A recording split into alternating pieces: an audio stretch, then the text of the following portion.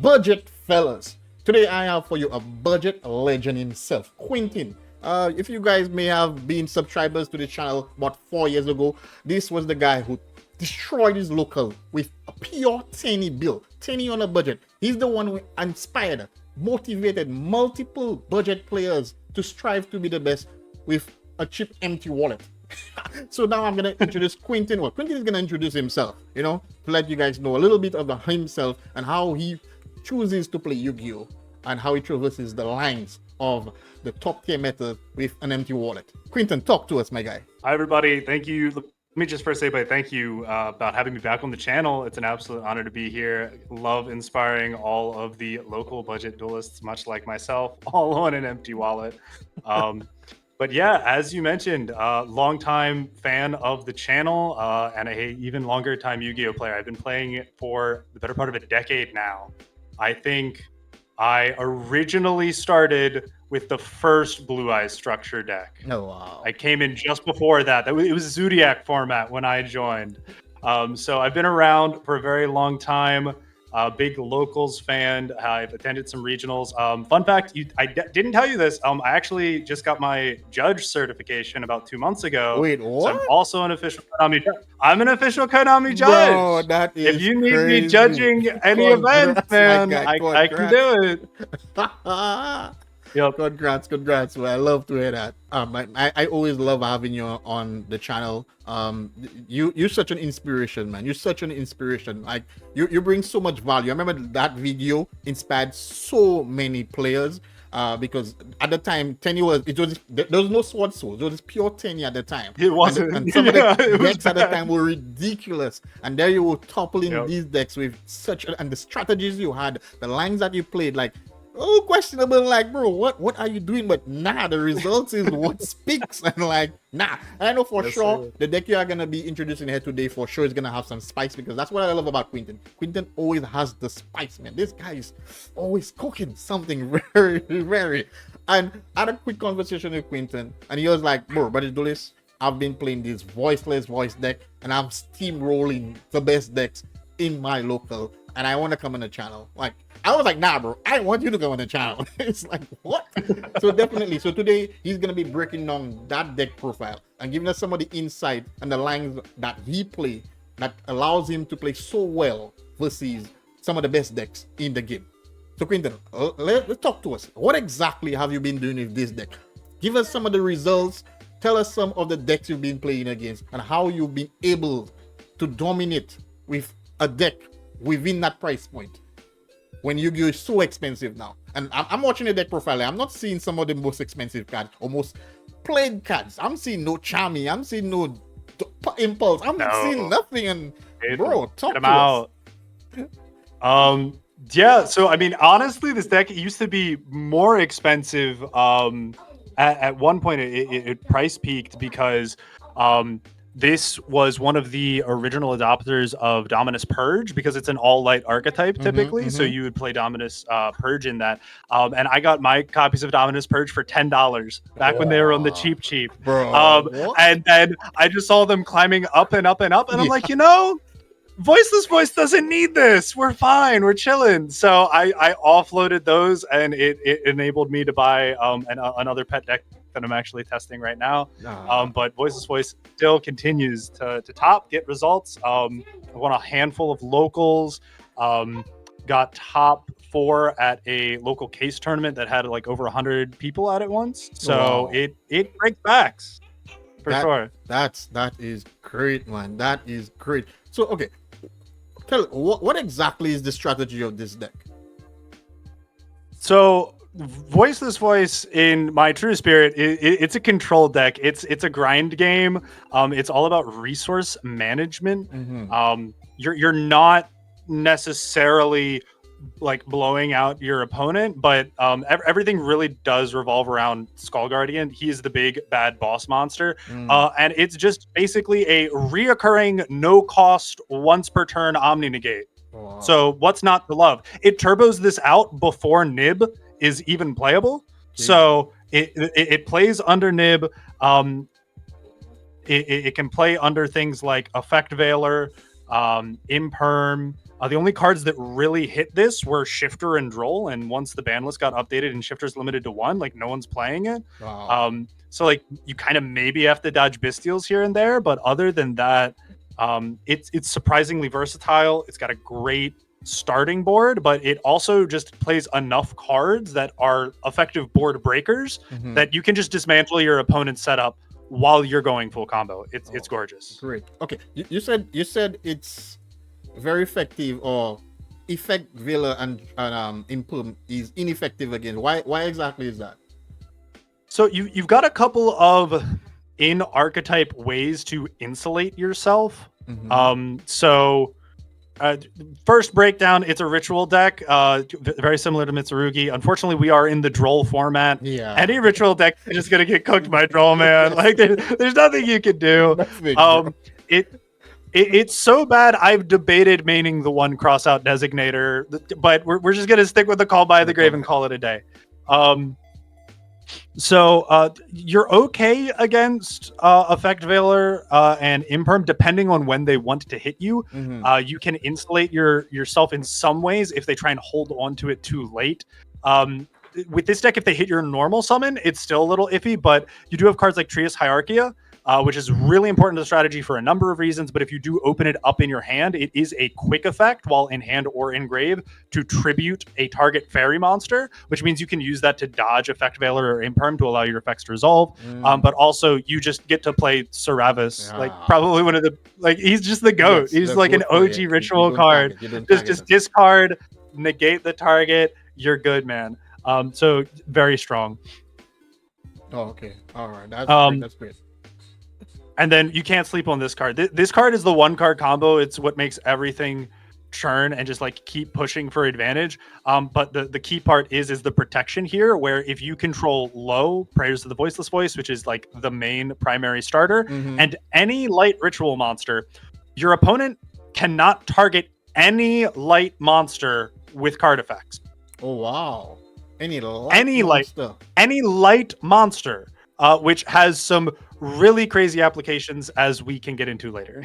Wow. Okay, now I definitely see why Imperm and Effect Veiler is ineffective. There are various cards that protect you from being targeted. Okay, that's right. Wow. And there's so many cards in Yu-Gi-Oh that target now, so having that protection with and you said the boss monster is an Omni Negate, correct? Yep. Wow. Omni Negate, light monster, so he is untargetable himself. So he is an untargetable Omni Negate. While low is on the field, he actually becomes a 4100 beat stick as well. Wow. And this is super easy to dish out. Wow. Oh, yes. By like the third summon.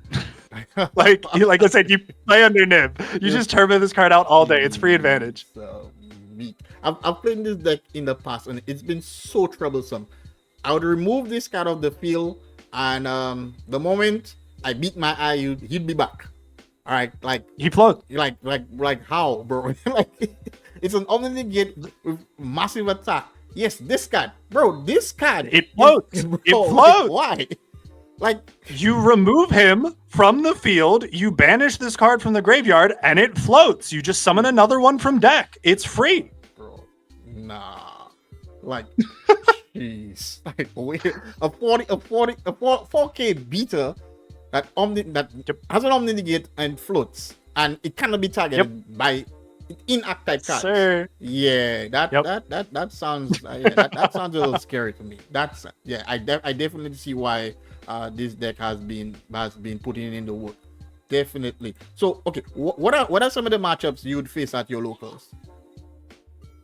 So just this past week, I faced Raizio Mitsurugi. I faced Malice, I faced Blue Eyes Primite, and then I also faced Yubel. The best decks, guys. It is the best decks. Seriously. The best decks in Yu-Gi-Oh! At his local. He didn't have to visit the YCS original. At his locals, like, nah, bro, we spending that cash. Yeah, seriously. And Herr Quinton is with his empty wallet, like, nah, fam. I'm gonna make this hard. This is crazy. You know one thing I love about Quinton, right? And I think he mentioned it earlier. With some of his wins, some of the cards he would pick up and he utilized them to buy pet decks. And this is one of the theme. From time I know this guy, he's been doing quite good at locals. And the winnings He'll pretty much. It's possible this guy can play one of the best decks in Yu-Gi-Oh. It is possible because based on his winnings, the pools he has access to the best cards. But nah, he just loves playing local. He just loves playing budget. Yeah, he's like, if I don't handicap myself, I'm not having fun in Yu-Gi-Oh. This guy, like I said, this guy is a true legend. The best, bro, the best. And I'm so excited. I'm always excited to have a Yu-Gi-Oh conversation with Quinton because he's so inspiring. He has the knowledge. Bro, the guy's a judge. Okay, that's like taking to the next level now. Like, nah, bro, I know it all. Alright, Quinton, tell us a little more about the deck. What exactly do we definitely need to know about this deck? Order of events is very important. It is a sequencing deck, unfortunately, depending on the hand. If you open all Voiceless Voice cards, it really doesn't matter how you facilitate it, but as you can kind of see throughout the profile, there are a handful of engines splashed in there, and while they are incredibly powerful and they don't inhibit the Voiceless Voice cards, they somewhat clash with one another, so you do have to make sure that your sequencing is correct, especially when you're trying to use them to break a board. Great. Can you just show us a line where sequencing is pivotal? Yeah, not a problem. So well, do we want to just run through the deck real quick, just so everyone knows definitely. what they're staring at? Can I know you may have to you may have to bring it in the simulator to showcase some stuff. So definitely we could maybe go through some of the cards. Because I'm leading the horse astray here. Yeah. You're all good. I'll just give before the horse. I mean, right? Yeah. Okay. So definitely, let's go through the deck profile. Then definitely we can see some of these sequences. Yep. So starting off, I run 3 low prayers to the Voiceless Voice. This is kind of a no-brainer. She's the 1-card starter. She's the heart and soul of the deck. Most notably, whenever she is summoned, either normal or specialed, she gets to activate, very important, activate any Voiceless Voice continuous spell or trap directly from the deck. It does not add, it does not set, it does not trigger roll, and you also get to just activate a continuous trap card as soon as it's summoned. This is incredibly relevant because you're not only going to be summoning it on your turn, you're going to be summoning it on your opponent's turn because of the other 2 effects of low. It can be treated as the entire ritual summon for a light ritual monster. Level 1 monster. Yes, level 1 monster just is Skull Guardian. It's the whole thing. It's the whole kit and caboodle. So it's just free. And then furthermore, whenever, and this is actually also very important, whenever a light ritual monster is special summoned to the field, it does not have to be ritual summoned, mind you. Whenever a light ritual monster is special summoned, so you can have some fun mechanics with that, you get to bring this card back out from the graveyard. So if it's in the graveyard, you special summon a light ritual monster, bring it back. So you're thinking, and yes, it does work this way. You ritual summon using low, that special summons light ritual monster, that triggers low's effect, you immediately bring low back, you get both bodies. Whoa, wait. Wait. So I'll show it in the combo, yeah. Okay, all right. So you saying that I can use this card as a 1-card ritual summon. When my ritual monster reaches the field, which is most likely light, this card special summons itself. And then triggers its effect to set. Triggers its effect to activate. Activate any continuous spell or Voiceless Voice trap directly from the deck. And when this card is on the field, my ritual monster gets an Omni Negate. And this card literally comes on the field for free. And its attack doubles. And attack boost. Its attack doubles. Wait.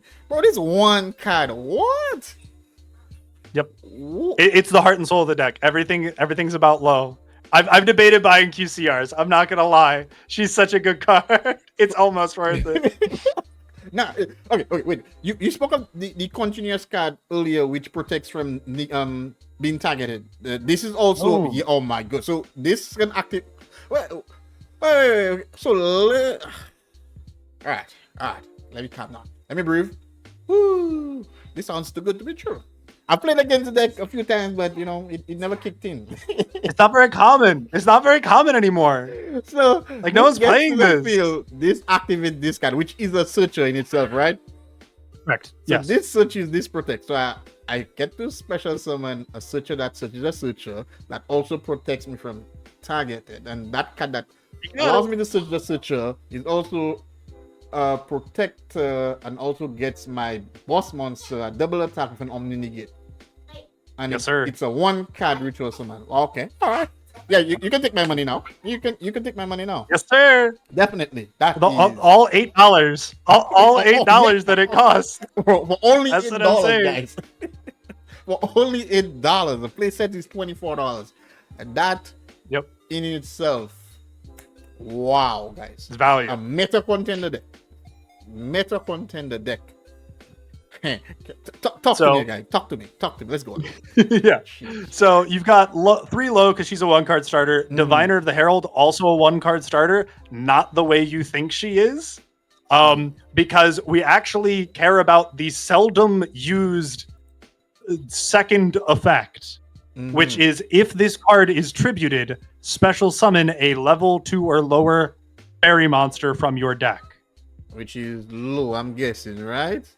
Because he's a level 1 fairy monster. Wow. So Low's full combo, Diviner's full combo through Trias Hierarchia. So instead of like Diviner sending Herald of the Arclight, you go Diviner, send Trias, tribute Diviner, special summon out Low for free. Wow, dude.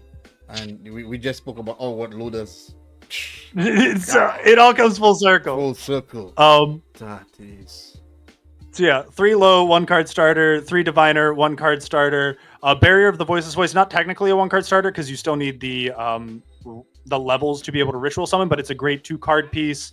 Something that I play is only 2 Saphira because it's a hard once per turn, but it is genuinely cracked. You discard this card from hand, send a ritual spell from your deck to graveyard, and then you get to add any light, ritual, warrior, or dragon monster from your deck to hand. Oh, wow. So it searches all of your ritual monsters, but the second effect is why it's important, because remember, you're discarding this to your graveyard to get the ritual monster. While it's in the graveyard, you can banish it to ritual summon. You can activate so it counts as a ritual. Both in the same turn. Oh my goodness! So you get to search, you banish, and then you ritual summon. So this is the core way you're ritual summoning. If I'm being honest, it's phenomenal. Wow, man! The consistency is real. It's a deck that has only 6 1-card starters, which in like modern era Yu-Gi-Oh feels kind of scuffed. But I mean, you also get to play cards like Preparation of Rites. So who's really complaining? Yeah, exactly. That's a +1. Oh, crazy. So yeah, and basically Saphira is its own Preparation of Rites when you think about it, because this adds a ritual monster and a ritual spell. This just adds a ritual monster and is the ritual spell. Yes. So it's super free. And as we will get to later, it's recurable. You can do this every turn. So 2 Skull Guardian, because he is your boss monster, he is your towers, he is your Omni Negates, he's the heart and soul, and he floats. Yeah. So if they out the first one, you want to go into the second one, because then he's a real pain to get rid of. God, bro. Saravis, we already talked about it. He is targeting protection, but also, very importantly, in this era of Yu-Gi-Oh! With all of the XYZ and Link monsters running around, he is an inherent summon, negate, banish. Wow. Okay? Wait, negate, banish. Negate the summon and banish the monster. Oh, you tried to summon Reziel Detonator? Would be a shame if I negated and banished it. Your only copy. You're not getting it back. You're not getting it back. It's gone. Wow, man. Yeah. So that's all. And then this is one of the spicy cards. I feel it's fairly stable in Voiceless Voice decks, but most people don't know about it. Adai's Pendulum Graph Dragon. It's got a wall of text on it. All you need to know. You can activate it in its pendulum scale, and during the end phase of the turn, you get to add any ritual spell from your deck or graveyard to your hand. And then this returns from the pendulum zone back to your hand. Okay. So starting next turn, you have a ritual monster and a ritual spell. So it's really good grind game recursion. And while it's on field, it's crazy. The main thing that you're going to be utilizing it for is it is a spell card or effect negation. It is? So you have an Omni Negate and a spell negate. So you have two forms of negation in the deck. Very strong. Most people don't like playing. When I have both Skull Guardian and this on the field, they're cooked. they don't get to play. I wasn't even aware. What? This is spell negate. Wow. Once per turn, when your opponent activates a spell card or effect, you can place this card in your pendulum zone. Very important. And negate the effect. So. And then because it's in your pendulum zone during the end phase, it's going to get back to your hand, and you're going to get a ritual spell to summon it again next turn. Wow. That is clean. That is clean. It does have an extra line of text there at the bottom. I will get to it when I go over the extra deck because it's a little bit spicy. Okay. But I want to get through the profile before we go over that. Barrier, as we discussed, this is the one that provides you protection from targeting effects. Also, very important, while low and a light ritual monsters on the field, your opponent cannot target any monsters for attacks except light ritual monsters. So they can't attack low. They cannot attack low. They have to hit the 4100 beat stick. Bro. They have no other choice. That's scummy. it's so cheap. The number of games that it's just saved me. Like they're staring at this monster with 50 attack and they can't punch over it. Wow. Wow. But then, during your main phase, you can add any Voiceless Voice or Skull Guardian ritual monster from your deck to hand, except this card. You can only activate this effect once per turn, but still, that's enough. That's all you need it for. It searches everything. It searches Saphira, it searches low, searches Skull Guardian, searches the ritual spells, anything you need. It also searches the other two, which are also very good. The Blessing of the Voiceless Voice was actually part of a second wave of support that came out. It's only a one of, but the deck would not be nearly as good without it. First off, it is your infinite grind game because once per turn, you can target a Voiceless Voice card that is banished or in your graveyard and just add it back to your hand. Ooh. So it's just free. Give me back my resources every single turn. So this is the way they retrieve the searcher. The guy allows you to search and banish itself. So basically this... Wow. Just loop Saphira. Yeah. Every round. Yeah. Yep. But there's more. So that's the first line of card text. This allows you to play on your opponent's turn because if a non-ritual monster is normal or special summoned, you get to ritual summon on your opponent's turn. Wait, do it. Yes, sir. So yes, sir. I summon and you wow. And then I summon. So very typically the line will look like a really tame end board where it's like, oh, I just have low Skull Guardian, Barrier, and Blessings. And you're like, oh, I'm only playing through one Omni Negate. That's nothing to worry about. But then Skull Guardian will typically either search me Odd Eyes Pendulum Graph Dragon or Seravis, because this is a searcher, by the way, too. I think I might have... When it's ritual summoned, you get to add any Voiceless Voice monster or ritual Warrior Dragon from your deck to hand. So Omni Negate, Beat Stick, Searcher. Wow, this guy does everything. Does everything. So then on your opponent's turn, you get to ritual summon out Seravis using lows the entire cost. And then you reset low because a light ritual was just summoned, which means now you also get to get the trap card as well. So you have Omni Negate, Inherent Summon Negate, and the trap card. All of this is protected. And Blessing is the Voiceless Voice states, the monster that was ritual summoned can't be destroyed by battle. Wait. So the other continuous protects you from being targeted, and now the new monster cannot be destroyed by battle. Okay. Correct. It's correct. Sitting on a Seravis was my favorite thing to do during 10-pie format. Because I summon a 2800 beat stick that cannot be destroyed by battle and is an inherent summon negate to stop your synchro summoning. Yes. You can't do anything. Man, that's torture right there. Jeez. Radiance of the Voiceless Voice was one of the first wave of support. This is typically the last thing you put up on your board, but it's still very strong. It's another part of your grind game because you can shuffle any light ritual or ritual spell from your graveyard back into the deck. If you do, you can add to hand or special summon a Voiceless Voice monster. You can add and special summon a Voiceless Voice monster from the deck from the deck? From the deck. So if you don't have, so let's say that for like somehow they out your first low with like non-targeting removal, or they like blow up your board, very common. And you still have the continuous trap. You can just shuffle back any of your ritual monsters that are now engraved because they outed your board. Shuffle them back, special summon out low. And then low's going to trigger to get you any one of your other continuous spells, which is really good. But you mostly use it for its second effect, which is you get to target cards, plural, your opponent controls up to the number of light ritual warrior or dragons you control. Destroy this card and as many of those targets as possible.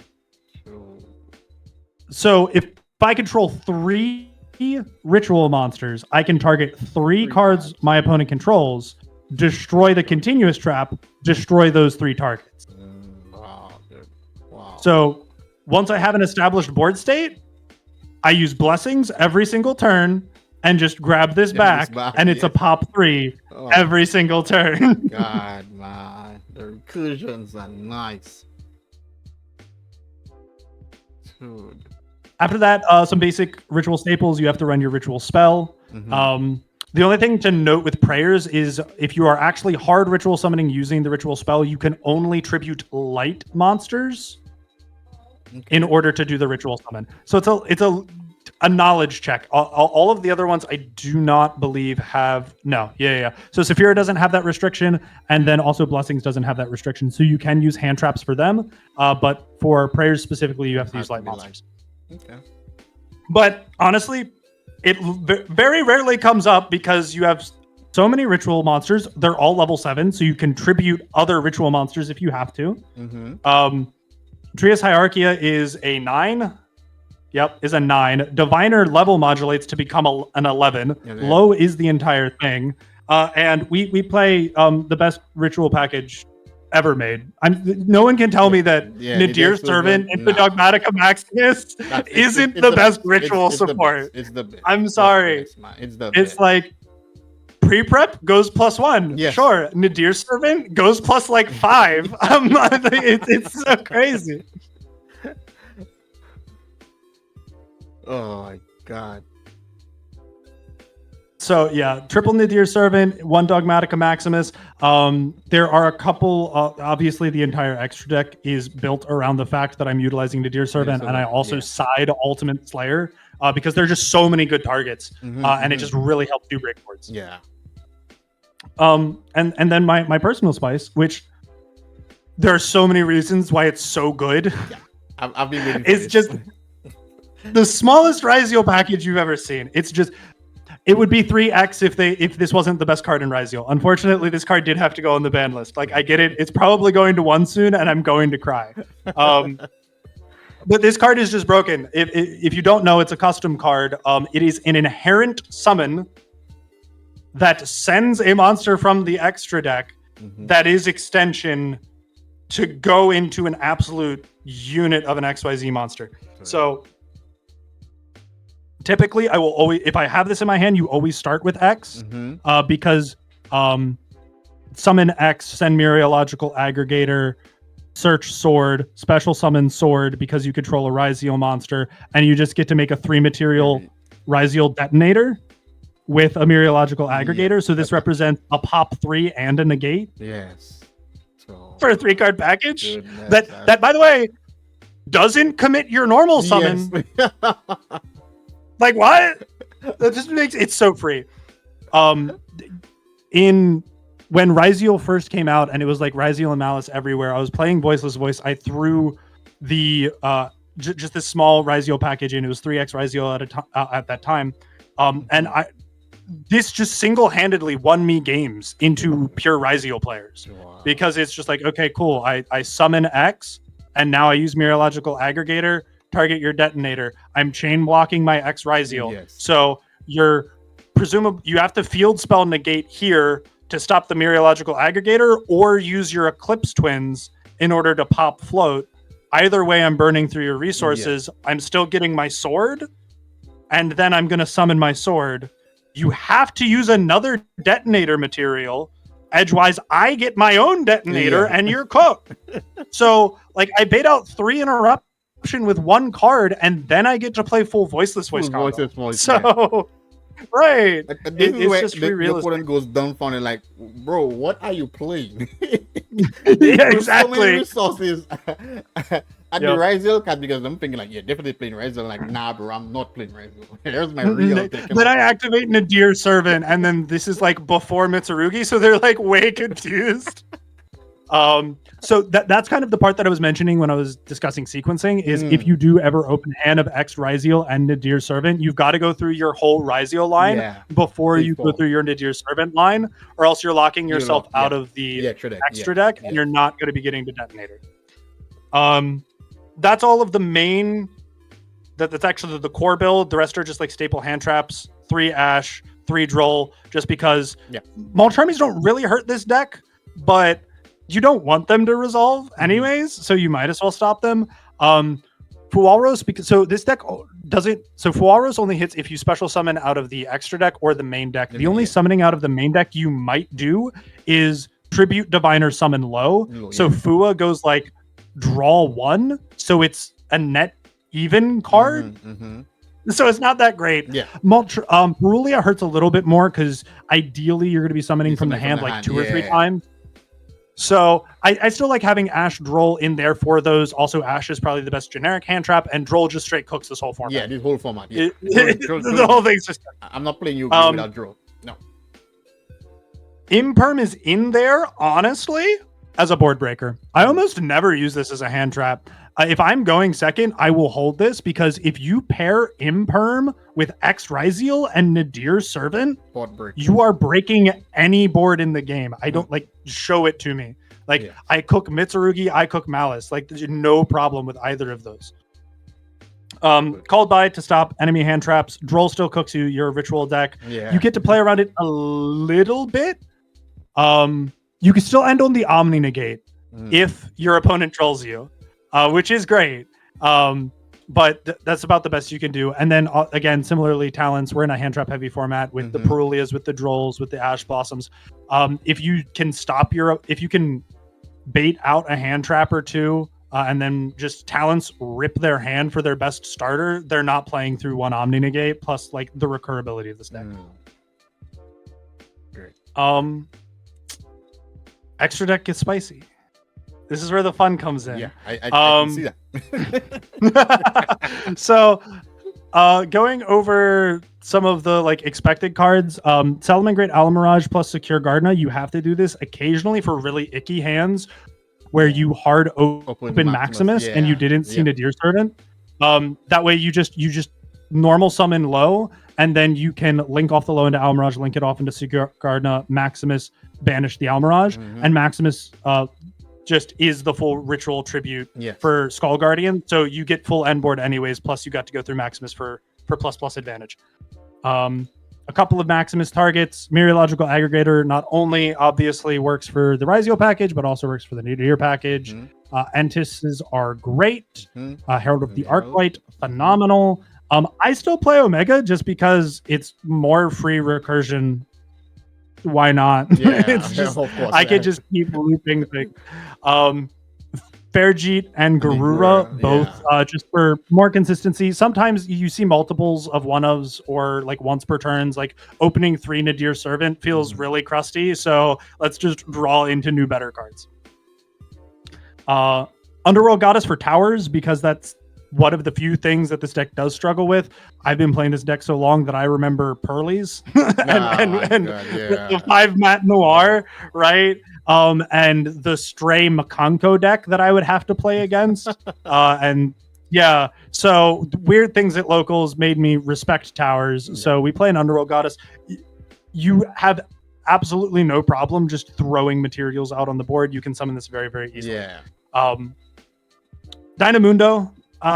It's risky, but it can be very, very good if you know your opponent doesn't have any ways of banishing either Skull Guardian or Low, because you can Low activate its effect on your turn to get probably Barrier to go full combo, as I discussed.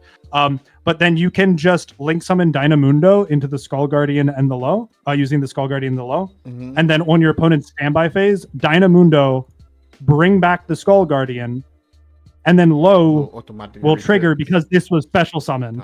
So you get both of them back, but Low triggers again, so you can get the trap, either one of these. So it helps you build your board state, advance. Also, I mean, target a card on the field and shuffle it into the deck is very strong effect. It's just good. Typhon, because there are just it just eats Ryziel alive.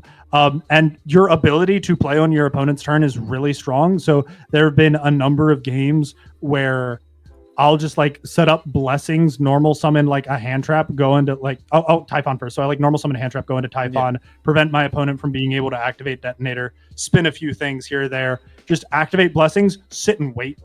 And then just on my opponent's turn, just ritual summon Low Skull Guardian. Now you have to deal with Typhon plus Omni Negate. Best of luck. So the spiciest thing I've ever added to this deck. The last card I have not mentioned. The Order Vortex. Yeah, I like. Come on. What's going on here?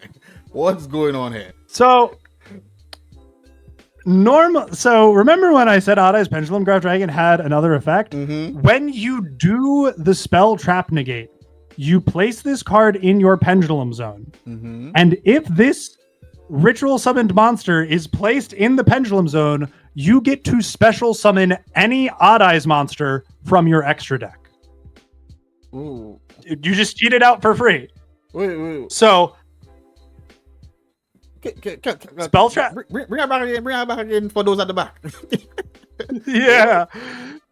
Your opponent activates a spell card. You get to negate it.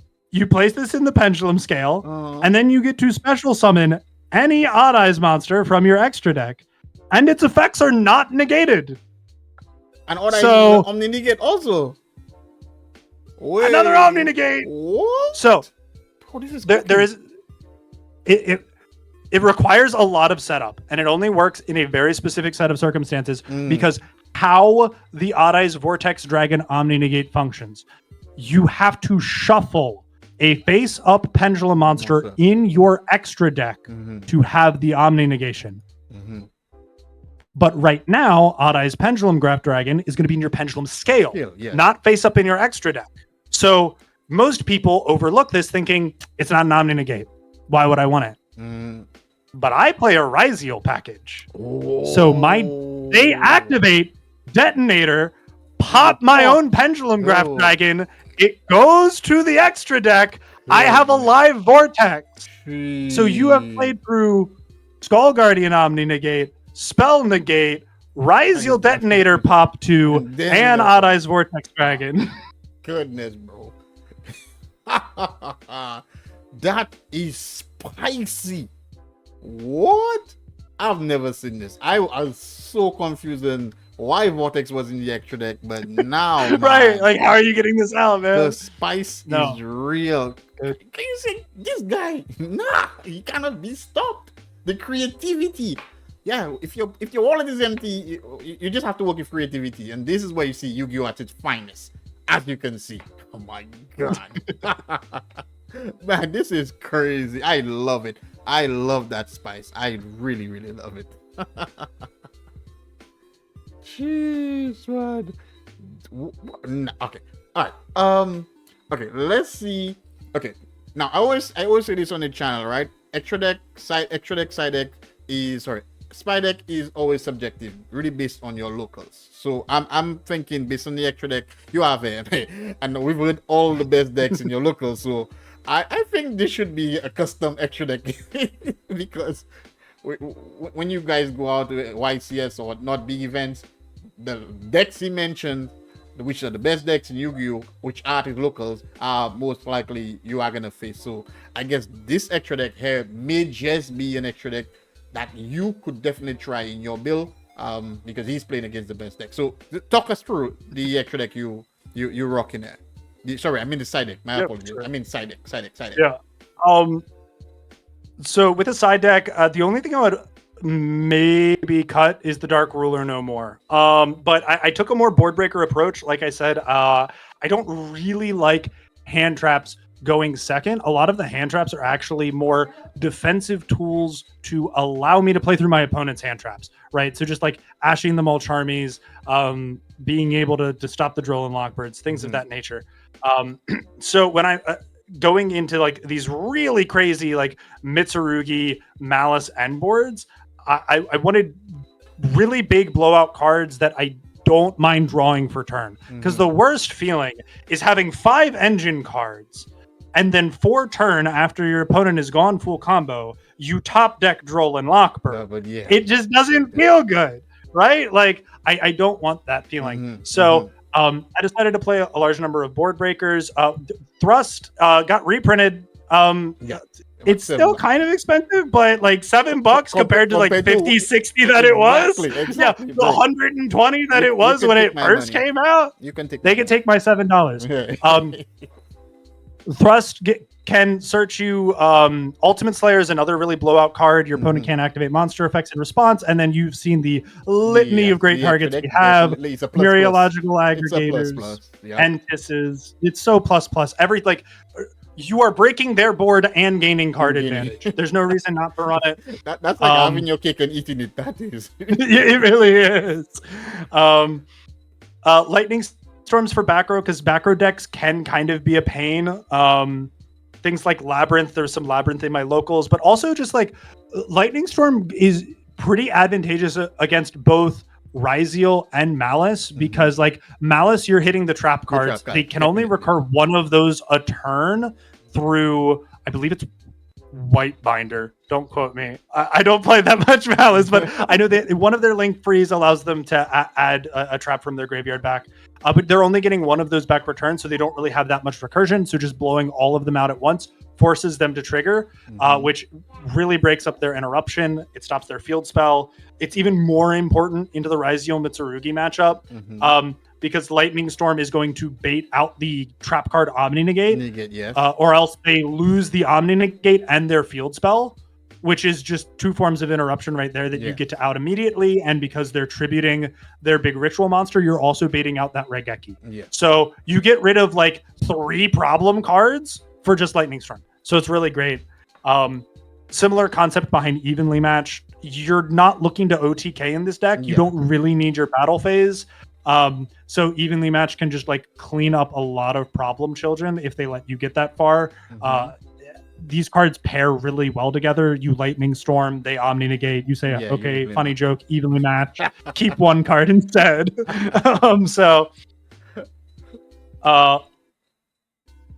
Lancia, just because Malice is still kind of a rough matchup. It's a very strong deck. And also you can protect and insulate yourself if your opponent's looking to graveyard manipulate some of your cards that you'd rather keep there. So Lancia is very strong. And because of that, obviously we're playing the 1 Artifact Sanctum, and we are playing the 1-dimensional barrier. So that those pair really well with Thrust as well. So if I know I'm going first, I'll probably like take out the Infinite Impermanence, put in like Thrust D-Barrier against Ryzeal Mitsurugi, and then it's like, okay, whatever they look like they're opening, I'll call the other one. Typically, because we have an Omni Negate and a Spell Negate, we can play around the Mitsurugi portion of the deck better, because you just keep them off their ritual spell and then they don't get to play Yu-Gi-Oh at all. So calling XYZ into the Ryzeal and then just negating the Mitsurugi half, they're just completely dead in the water. I was playtesting a couple of cards, Dark Ruler No More, and also the new card Gordian Slicer. They're okay. Mitsurugi plays around Dark Ruler No More so long as they get the trap card. I've seen some lists cutting it, but I don't think enough lists are cutting the trap card yet. It's a free recurable Omni Negate. I don't know why any list is cutting it. It's like I don't. Right, that's like me cutting Skull Guardian. It's like, why would I just hamper that's the point of the deck? Exactly. And And then Malice can also kind of play around this. Yes, you Yeah, get it to does negate with their Malice, board, but yeah. then they'll just banish their own cards and then Yeah. put them back on Come the back. board. So this was a tech choice. Honestly, I'd probably recommend more going first cards, something like Solemn Judgment or Solemn Strike, as just an easy 2 of. It helps insulate yourself from board breakers. You never want to get like talents, them steal your Skull Guardian feels pretty bad. Yeah. so being able to judgment those kind of cards is high value.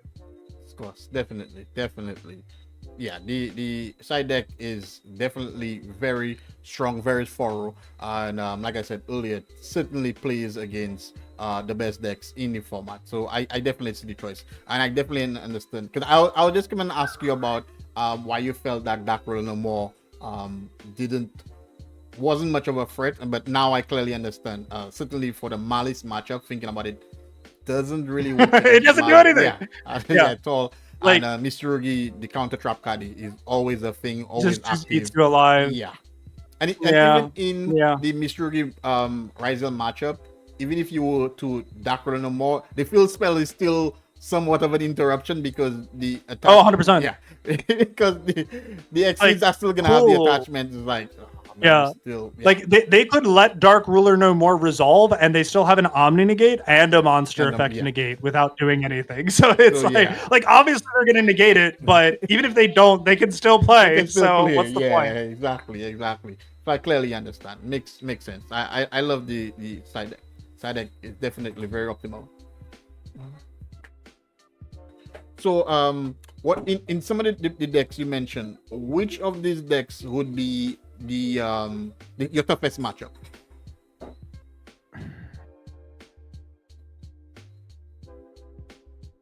Towers are really hard to deal with. Every deck has its own nuance.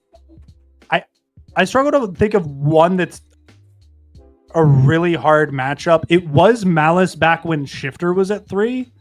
And the Bestials are still somewhat annoying, but Shifter's what really cooks you. So the fact that that's gone a huge help.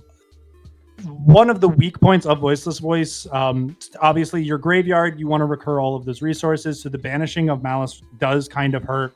And into Ryzeal, you are really heavily reliant on your continuous spells and traps. So a well-timed detonator just completely prevents any of their effects from resolving. So it's not that any one matchup is unplayable. It's that you have to know what parts of each matchup are your weak point. And then that way you can identify them and get rid of them immediately. Okay.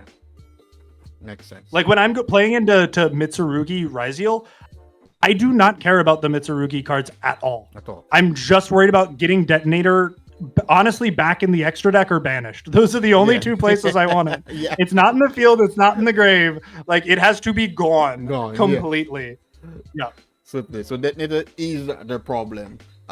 So it is safe to say the Mitsurugi Ryzeal is the slightly harder matchup, right? It is. So the really, you struggle somewhat against their engine, but their non-engine doesn't bother you as much because a lot of Mitsurugi Ryzeal players, within combo, they've stolen our technology. They go Gallant Granite and search Nibiru. I'm telling you, they took our Megalith technology. What is this ritual deck taking my ritual play? I don't like it, bro. Why? So. Yeah, if the deck wasn't already free enough, like they play Nibirus, they play Drolls, they play Ashes, they play Mulch Armies. The Mulch Armies, because of the way this deck is built, you can play around the Mulch Armies. You never play into Nibiru. The Mitsurugi hand rip 1 doesn't really matter. So at the end of the day, if you can out the Detonator, you're good, which is, again, like the entire point of the Ryzeal package, of the Nadir package, just forcing out interaction with Imperm and Triple Tactics talents. So you have ways of playing into it. It's just you have to identify what the problem is. With Mitsurugi, it's with the Ryzeal deck, it's definitely the Detonator, and with the Malice deck, it's definitely White Binder, because that card just banishes 3 from your graveyard, and they do it every single turn, and you just start bleeding resources. Yes, Blessings can get you 1 card back, but that's just not enough that's not into that fast enough. matchup. Yeah. That So wow. Yeah, white binder, bro. White binder is so it's good. troublesome. So troublesome. So troublesome. But yeah, but I love the way you answered this. That they are some of a threat, but like you said, it's definitely based on how you traverse the matchup. Like I said, this is why I love speaking Yu-Gi-Oh with you. It's never a straightforward answer. There's so much nuance to how you answer these questions and how you tend to play the decks you play. It kind of like opens the eye of us, the viewers, you guys out there, and this is why I say I love speaking to Quinton about Yu-Gi-Oh. It's never black and white. It's never black and white. It's never straightforward answer. It brings us into the scenarios and have us understand how Yu-Gi-Oh is played, and this is difference between a good duelist and a great duelist is identifying the different lines and the nuance to Yu-Gi-Oh that clearly allows us to play the game on a different tier. And this is what that takes you from just being down there and up there. It's just not about nah, bro. This cat does this. This is gonna destroy this. Nah. How do you traverse the lines and how do you play it changes so much. I really love that answer, and I really hope it really opens the eyes of most of you guys viewing this and listening to Quinton. And that it's like chess, though. It's like chess. It's not black and white. It's not black and white, man. So yeah, thank you so much for that analysis, that breakdown. I just really hope the viewers take into consideration all what you're saying and all what you have said. Definitely. Okay, Quinton. Can you give us some final thoughts on the deck or on just being a budget player and taking on some of the best decks in the game, or just the expensive decks? Just give us some final thoughts on that. Yeah, not a problem. If you're, we'll start with this deck's advice to start, and then we'll go to generic advice. Don't be scared to play slow with this deck, because at the end of the day, it is a control deck, right? You're only really typically playing with 2 to 3 interruptions. So know your, this is true for all Yu-Gi-Oh! Know your matchups, know the pivotal weak points in your opponent's deck, know what hurts you and what you need to stop. You can let a lot of cards walk, but if you hit the right card, it's stopping them dead in their tracks. So be smart with your interruption and don't be scared to play slow. I was playing against a Yubel player, and I had he had 1 monster on board and I had 5 cards, and I said, I'm passing my battle phase. Why? Because you could have a Spirit of Yubel in hand. And if that happens, I lose the game. So we're just going to let it walk and we'll go next turn. Why? I have 3 interruption. You can't play. Yes. So take your time. Think about the potential outcomes. Think about your lines in advance. Well said. And generic budget advice. Watch a lot of replays of the best decks. I tried to learn as much as I could about Mitsurugi, Raiziel, Malice, Blue Eyes, Primite, all of that. That way I could identify their weak points. And then I took that back to my budget deck and I said, okay, I really like this deck. How can I compete against them? What do I need to add? That's where I'm like, okay, I need to have Droll and Lockbird. I figured out, wow, the Raiziel package is really strong. My extra deck needs more board breakers. I'm probably going to have to slot in a Typhon. So any deck, my favorite example is back 2 years ago in tier limits format. Everyone was whinging because we're in a tier 1 format. They have a 70% win rate. Your 2 options are tier limits and Fluunderies. And in that format, I played a Zephyra Teller Knight deck that summoned a XYZ monster that just says all cards sent to the graveyard are banished instead. And I could turbo it out turn 1 every single time, and tier limits never got to play. Just play whatever deck you like and mold it to fit the format to be able to play into what is most prevalent around you. It might not be big meta decks, so just tailor it to what your needs are. Very well said, man. Very well said. I love that. And one of the pivotal points is learning matchup. I definitely agree with that. It's very important. learning what the opponent deck can do or will do, wins you game. And one thing I started watching YCS live streams. Yep. That helps a ton. Because most of the commentators are ex-pro players. They have a very extensive knowledge of the deck. So you're gonna see some of the best players play the deck, and some of the best players commentate the decks being played. So they will go through the various lines and counterplays, and you will understand the deck so much better. So that helped me so much with learning matchups. Instead of playing random, you can play the deck yourself. Your simulators are free. Don't be like me. Yeah, I'm dumb, bro. Despite simulators, the decks are expensive. I do not play them, which is very dumb on my end.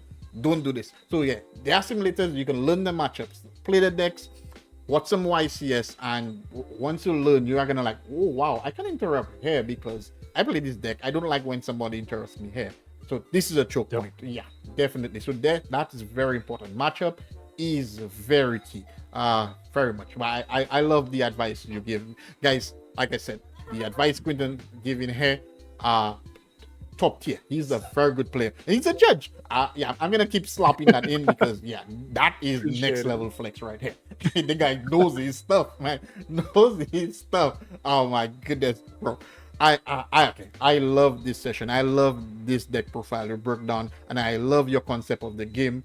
So I want to thank you again. Thank you so much. And I'm always so happy to discuss in Yu-Gi-Oh with you. And I hope you guys out there receive so much value. If you have any questions, comment section. And if we have to do another quick video, another interview, we are definitely going to do it to answer your questions. Quinton tend to be in the comment section also. So he's going to give his 2 piece if it's necessary. But Quinton, thank you so much again, my guy. Thank you so much. I look forward again to more results in the past. We still have a few more months to go for the year. I don't know, is there any other deck you that is on your radar you may be thinking of giving a try?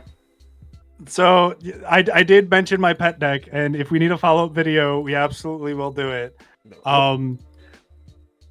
So this is I'll show the budget version, but Chimera got reprinted. Yes, this deck's really fun. And also $140, similar price tag. If you take a look at this, you'll notice some expensive faces that we were locked out of for a very long time that got reprinted. Yeah, reprinted, yeah. This guy used to be like, engravers, what, $100, right? Engravers used to be $100, right? It used to be $100. It's cheap. Cheap. This deck, turbos out Fiendsmith, turn 1 guaranteed every time. It has 12 1-card starters. Wow, 12 1-card starters. The consistency. Oh my goodness. You get to end on a Caesar, a hand rip, a centigrave, a draw 2 pop 1, and recursion for next turn. I'm having a lot of fun with it. This is the budget version. I can imagine. It's got scalability, and it gets bigger and better until you're ending on multiple forms of interruption, light, dark, chaos angels, omni negate. It's got room to grow, which is something I really love. Yeah, definitely.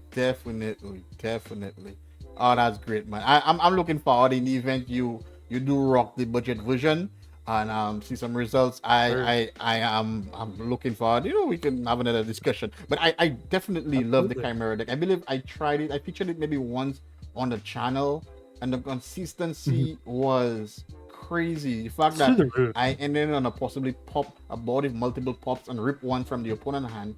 There's a monster negate card that it's in the grave. I think the monster negate card is in the grave, right?